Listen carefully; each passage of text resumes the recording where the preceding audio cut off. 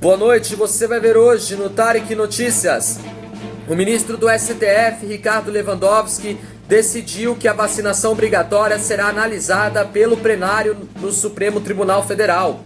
Israel e Sudão firmam acordo de normalização de laços mediado pelos Estados Unidos. Anvisa libera importação de 6 milhões de doses da vacina chinesa Coronavac contra a Covid, que está na terceira fase de testes. Polícia descobre que homem preso nos Estados Unidos por pornografia infantil tinha plano para assassinar o candidato do Partido Democrata a presidente dos Estados Unidos, Joe Biden.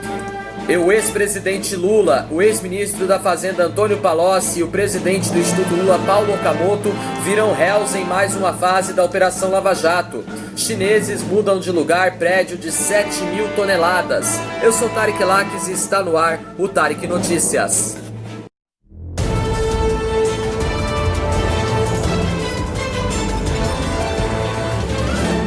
O ministro do Supremo Tribunal Federal, Ricardo Lewandowski, decidiu hoje que vai levar diretamente ao plenário 3 ações que discutem a realização compulsória de vacinação e outras medidas profiláticas no combate à pandemia de Covid-19. O ministro aplicou o chamado rito abreviado, que permite o exame do caso diretamente pelo colegiado da corte.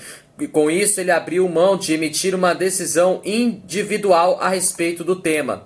Ricardo Lewandowski afirmou que o debate em plenário é necessário diante da importância da matéria e da emergência de saúde pública decorrente do surto do coronavírus. O relator pediu informações à Presidência da República, à Advocacia Geral da União e à Procuradoria-Geral da República. O julgamento não tem data ainda para ocorrer. A marcação deve ser feita após as manifestações requeridas pelo ministro. O STF reúne atualmente 4 ações que tratam do tema, 3 favoráveis à vacinação mais ampla ou obrigatória e uma que pede a proibição da vacinação compulsória.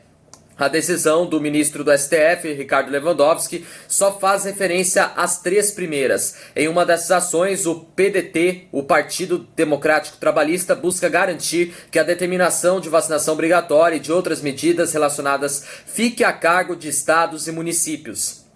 O partido ressalta também que essa atribuição deve ser reconhecida a governadores e prefeitos, desde que as medidas sejam amparadas em evidências científicas e acarretem maior proteção. A ação do PDT foi motivada pela declaração do presidente Jair Bolsonaro, afirmando que o Ministério da Saúde não vai obrigar a população a tomar uma possível vacina contra a Covid-19.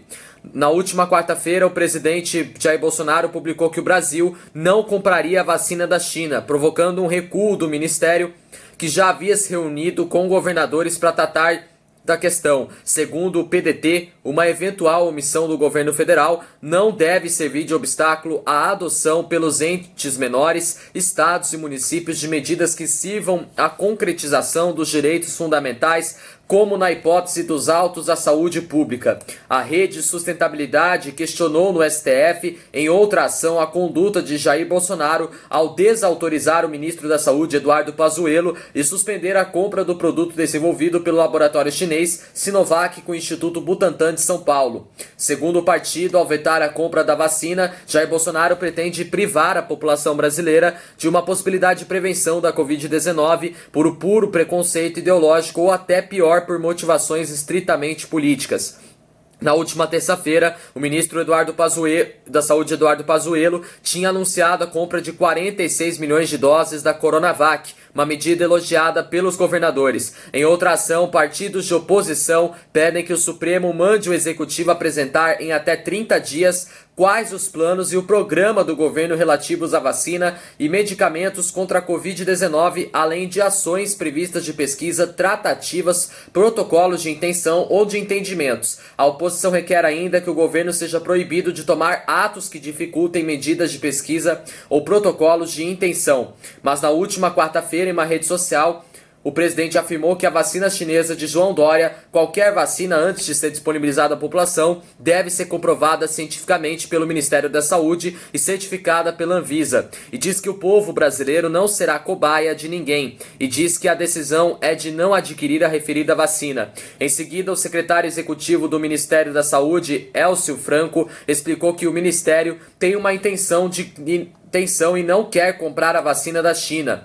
O PTB foi ao STF contra a obrigatoriedade de vacinação contra o coronavírus. O partido requer que os ministros da corte suspendam um trecho de uma lei aprovada no começo desse ano que dá poder a autoridades públicas de determinar a vacinação compulsória da população. Aliado de Bolsonaro, o PTB diz que a possibilidade de vacinação compulsória fere direitos previstos na Constituição, entre eles a liberdade individual e a saúde da coletividade.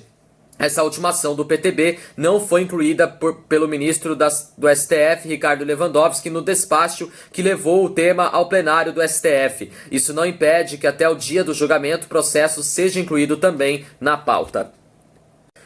Bom, vamos à próxima notícia. Israel e Sudão concordaram hoje em adotar medidas para normalizar as relações em um acordo mediado com a ajuda dos Estados Unidos, que faz do país africano o terceiro governo árabe a descartar as hostilidades com Israel nos últimos 2 meses. O presidente dos Estados Unidos, Donald Trump, que buscará a reeleição no dia 3 de novembro, selou o acordo em um telefonema com o primeiro-ministro de Israel, Benjamin Netanyahu, o premier sudanês Abdallah Hamdok e o chefe do Conselho de Transição, Abdel Fattah al-Burhan, disseram autoridades norte-americanas de alto escalão. A decisão tomada pelo atual presidente americano no início desta semana de retirar o Sudão de uma lista de patrocinadores estatais no terrorismo abriu um caminho para o acordo com Israel, assinalando uma conquista de política externa para o presidente republicano no momento em que ele pleiteia um segundo mandato, mas aparece atrás do rival democrata Joe Biden em pesquisas de opinião. O primeiro-ministro israelense Benjamin Netanyahu saudou o acordo como uma nova era para a região, mas a liderança palestina classificou o pacto como uma nova facada nas costas, à medida que irmãos árabes aparentam conceder menos prioridade à sua busca por um Estado. Israel e Sudão planejam iniciar a nova fase com relações econômicas e comerciais com um foco inicial na agricultura, disse o comunicado conjunto. Uma autoridade graduada nos Estados Unidos que falou sobre o anonimato disse que questões como estabelecimento formal de laços diplomáticos serão resolvidas mais tarde. Nas últimas semanas, os Emirados Árabes Unidos e Bahrein também normalizaram seu relacionamento com Israel.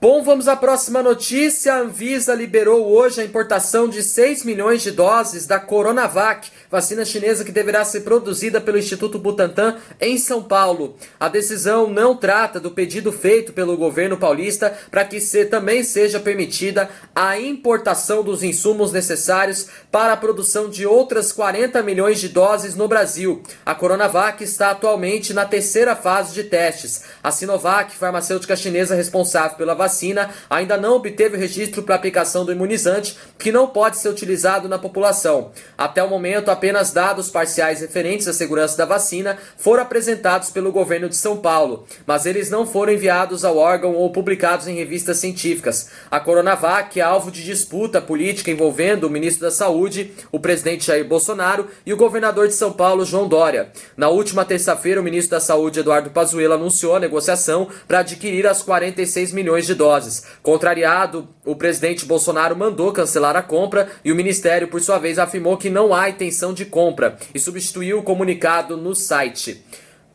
No total, o governo paulista fechou o contrato com a chinesa Sinovac para a aquisição das 46 milhões de doses da Coronavac. Essas primeiras 6 milhões virão prontas da China e as outras 40 milhões serão envasadas e rotuladas no Instituto Butantan a partir de material que será importado. Mais cedo, também hoje, o diretor do Butantan, Dimas Covas, disse que o cronograma estipulado pelo governo de São Paulo está mantido independentemente do que as autoridades paulistas apontam como um atraso da Anvisa na liberação da importação de matéria-prima da China. No mesmo dia, a agência negou o entrave e liberou a compra das doses, mas a questão da importação para matéria-prima ainda não foi esclarecida. O governo de São Paulo também anunciou hoje a criação de 6 novos centros para realização de testes da Coronavac em voluntários. Com isso, o total de locais em que a pesquisa é realizada no país aumenta para 22. A Coronavac está na terceira fase de testes. O grupo de voluntários é formado exclusivamente por profissionais de saúde. Até agora, 15 mil vacinações foram aplicadas em 9 mil voluntários. Cada voluntário recebe 2 doses. Com a abertura dos novos centros, a meta é ampliar a pesquisa para o total de 13 mil voluntários. Nessa fase final da pesquisa, metade dos participantes é inoculada com a vacina e a outra metade recebe placebo. Para determinar a eficácia da Coronavac, é preciso que ao menos 61 participantes sejam contaminados pelo novo coronavírus. Se o imunizante atingir os índices necessários de eficácia e segurança, poderá ser submetido à avaliação da Anvisa para registro e posterior no uso na população. Para agilizar o processo de análise de potenciais imunizantes contra o coronavírus, a Anvisa reduziu a exigência da documentação inicial e simplificou o processo de registro para que os dados dos estudos sejam enviados durante os trabalhos e não somente ao final. Bom, vamos à próxima notícia. A Justiça da Carolina do Norte decidiu manter a prisão um homem de 19 anos suspeito de planejar um ataque para matar o candidato do Partido Democrata a presidente dos Estados Unidos, Joe Biden, informaram emissoras de TV locais hoje. O acusado, identificado como Alexander Transman, já estava detido desde maio na cidade de Canápolis por envolvimento com pornografia infantil, depois que autoridades acharam um plano dele para matar o candidato democrata. Um juiz decidiu mantê-lo na cadeia. De acordo com um inquérito aberto, os investigadores encontraram na van um fuzil AR-15, material explosivo e munição. As autoridades também apreenderam livros sobre como fazer bombas, armas improvisadas e desenhos de suásticas e de aviões colidindo com o prédio. Os policiais entraram em contato com o FBI, a Polícia Federal Americana, para prosseguir com as investigações. Um advogado do acusado alega que ele tem distúrbios mentais. O FBI, neste mês, desmontou planos de extremistas que planejavam atacar a governadora do Michigan, Gretchen Whitmer, e outras autoridades do estado. Segundo os investigadores, os acusados protestavam contra as medidas de isolamento adotadas pela chefe do executivo local para combater o coronavírus. 13 pessoas foram detidas. Além disso, um agente do FBI relatou que grupos com características semelhantes às de uma milícia armada chegaram a discutir em junho a possibilidade de sequestrar o governador do estado americano da Virgínia, o democrata Ralph Northam. Bom, vamos à próxima notícia. O ex-presidente Lula, o ex-ministro da Fazenda Antônio Palocci e o presidente do Instituto Lula, Paulo Okamoto, viraram réus hoje pelo crime de lavagem de dinheiro em um processo da Operação Lava Jato. Segundo o Ministério Público Federal, o crime envolveu doações da Odebrecht ao Instituto Lula para disfarçar repasses no total de 4 milhões de reais entre dezembro de 2013 e março de 2014. 2 ex-executivos da Odebrecht também tiveram a denúncia aceita pelo juiz federal Luiz Antônio Bonatti, da 13ª Vara da Justiça Federal de Curitiba, hoje no fim da tarde. Eles se tornaram réus pelo mesmo crime. Em nota, a defesa de Lula afirmou que a decisão é um ato de perseguição e que a ação penal é descabida. A denúncia da Força Tarefa foi apresentada no dia 14 de setembro desse ano. Os ex-executivos Gilberto Mascarenhas Alves da Silva Filho e Alexandrino de Sales Ramos de Alencar foram denunciados depois. As penas previstas nos acordos de colaboração não atingiram o limite. Segundo a decisão, a denúncia se embasa em depoimentos convergentes de colaboradores da operação, mensagens eletrônicas e documentos como planilhas de pagamentos e recebidos. O juiz apontou que uma planilha apreendida com Paulo Okamoto faz menção aos valores solicitados a diversas empreiteiras e tem a lotação de pagamento dos 4 milhões de reais ao Instituto em nome da construtora Norberto Odebrecht. Esse é o 4º processo da Lava Jato em Curitiba, no qual o ex-presidente Lula se torna réu. Nos casos do triplex do Guarujá de São Paulo e do sítio de Atibaia, também em São Paulo, ele foi condenado. O 3º processo, envolvendo um terreno e um apartamento em São Paulo, ainda não foi julgado.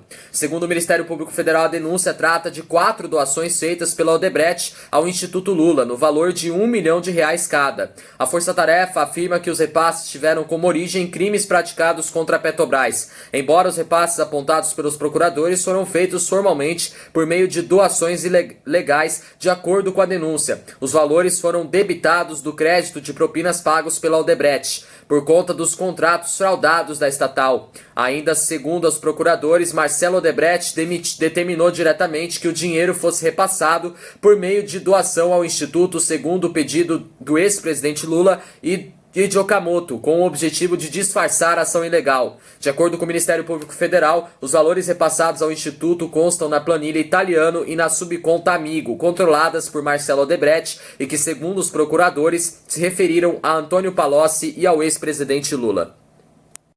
Bom, vamos à próxima notícia. Um prédio antigo de 7 mil toneladas em Xangai, na China, foi mudado de lugar graças a pernas robóticas instaladas na base do edifício. Na caminhada, a estrutura percorreu 60 metros em 18 dias, entre setembro e outubro. A edificação abrigava uma escola primária. O terreno vai dar lugar a um moderno centro comercial previsto para ficar pronto em 2023. Para não demolir o prédio construído em 1935, as autoridades decidiram mudá-lo de lugar. Assim, operários instalaram cerca de 200 suportes da base do prédio que se moviam alternadamente, o que dá a impressão de que o prédio estava caminhando. Segundo a emissora estatal chinesa CGTN, prédios desse tipo geralmente são movidos por uma espécie de trilhos. Como não era possível usar esse método para a antiga escola, os engenheiros decidiram aplicar a técnica que se assemelha a uma caminhada.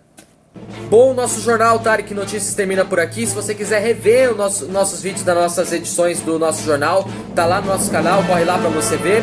Não esqueçam de deixar aquele joinha maroto, se inscrevam no canal, me acompanhem também no Instagram e no Facebook. Tenham todos uma ótima noite, boa sexta-feira pra vocês, bom fim de semana. A gente volta a se encontrar amanhã no sabadão em mais uma edição do Tarek Notícias. Valeu, tchau!